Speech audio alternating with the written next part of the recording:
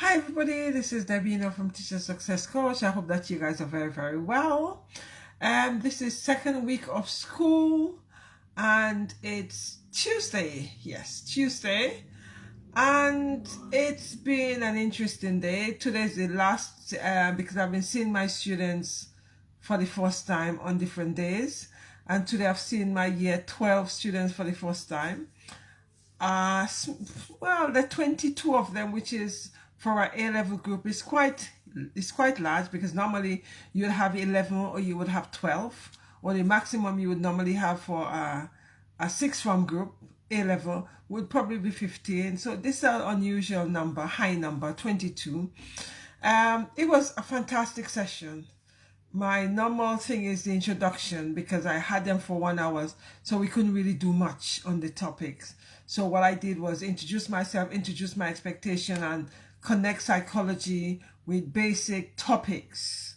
You know, just basic words just to connect it so they could actually see how everything they do is psychology. Psychology is not in the textbook. Psychology is you and stuff like that. So that's what I did for the session today. I also had my normal group year 11 and I have my form group is year 10. Oh my goodness gracious. Year 10s. I think this is globally.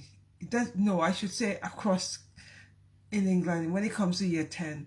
I've taught in a lot of schools in the last 4 years. And I tell you, there seems to be something going on with the year 10s. They started off being beautiful. All of a sudden, oh my goodness, it's a different ball game. For the past, since I had them from last week, they were kind of, I think they were testing the waters. They were fine. You know, they were supportive, etc. This morning, as if it was a different group of students I've had. I could not believe the behavior this morning. And it's not the whole class, you know, you have pockets of them. Because I decide to let them sit where they want to sit, but that's a disaster. It's not working. So while they were in there, I thought, okay, let me do a new sitting plan. So I've done a kind of a sitting plan, but tomorrow I'm going to go in there and do a complete new sitting plan because the behavior is disgusting. They're constantly chatting and misbehaving, and you know, I see there's aspect of bullying going on there, telling each other shut up and you know, calling names and then say, oh miss, we bantering. No, do you know how he is accepting it when you're saying these words to him? So tomorrow, that's one of the things I'm going to go in and, you know, talk about it. Because it's okay for them to say that, oh, it's bantering. It's bantering for you. But is it bantering for the person that is receiving it? Or they're just accepting it because they don't want to be seen as whatever. And I think that's what's happening there. So that's something I definitely need to address tomorrow. Because the year 10 begin to be year 10s, right? Because in other schools, the first day you know the year 10s with their behavior. But this school, the first day, they were little angels. The first week, they were brilliant. Today, oh my goodness, as if a different school. So I've said to them that I need to speak to the head of here because I'm not having those kind of behavior. Or I'm just sending them outside and detention because the behavior is disgusting. So that's one of the things that I need to address. I need to send off emails, etc. But it's just time consuming because this, you know, this whole thing is just annoying for me. And then I had year 11, so I was doing psychology with my year 11 group. Oh my goodness, one of my my win today was I was going through the topics we've been doing from we started it last week. And I said to them, okay, we were summarizing the topic, you know, so I said to them, when we summarize, I don't want a repeat of what someone have said, So it was really nice when one student said, well, I wasn't really enjoying psychology, understanding psychology, but I'm really beginning to get it. And I think, whoa, my job is being done. When a student say to you that they're beginning to get it, oh my goodness, that's beautiful. I felt really good because that student were beginning to get what I was teaching them from last week. So that's my win. And what I'm grateful for life. I'm also grateful for the fact that I'm in a school which is very close to my house. It takes me about half an hour to get to the school by which is half an hour, 45 minutes, depending on the traffic, you know. And in terms of the costs, oh my goodness. The cost, it used to cost me 3 times as much that I'm paying now to go to the school. I just sit on my one bus and let the bus take the strain, and on the bus I do my reading, everything. Those things I used to do when I was traveling, going to the other school where it was one bus and 2 trains. This one is just one bus I just sit on. So that's what I'm grateful for. The fact that the school is near to my home, which is lovely, and it costing me so much cheaper, which is fantastic. So those are the things I'm grateful for, together with the fact that I'm alive and I'm celebrating life. That's beautiful. That's something to be grateful for.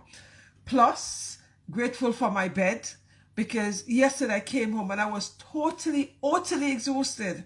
This is week 2 and everybody's exchanging the same negative ideas in terms of they're tired and how many more weeks to half term.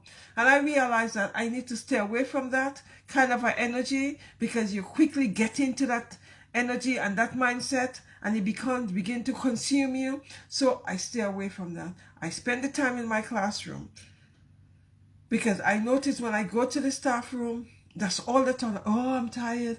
Oh, how many more weeks for half term? Oh, and it's like all the negative. I'm thinking I cannot buy into that. So staying into my classroom and listening to my classical music and, you know, reading my daily quotes does a lot more for me than going up into the staff room and the negative energy. That is not only in this school. This is a culture across board in terms of the negative energy you get from the staff room, etc. That's one of the reasons why me going back into permanent long-term teaching is questioning for me, because then you have the culture of the negative staff room, and that is across the board.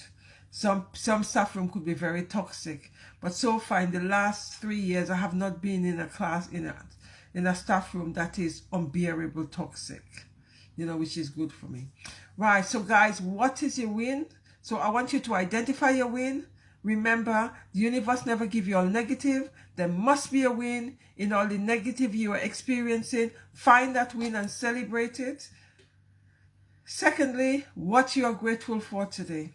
So what are the things you're grateful for today? So identify what you're grateful for and embrace it. I said to my students, one of the things I gave my students to do as I met them for the first time today is do a gratitude journal. Because sooner or later, when they start actually getting really wrapped up in the revision, etc., it might be so overwhelming that they need to look at this gratitude journal and remind themselves of how fortunate they are, which would make their attitude to revision much better. Because sometimes students could feel real overwhelmed and that, you know, the world is ending for them. But when they actually start looking at the gratitude journal, it will empower them and help them to make life become much easier for them. So that's what I've said to my students. I want them to start a gratitude journal. And every day, I want them to write 3 things in the morning, what they're grateful for. And in the evening, I want them to write 3 things. So when the going gets tough, they have that gratitude journal to look at.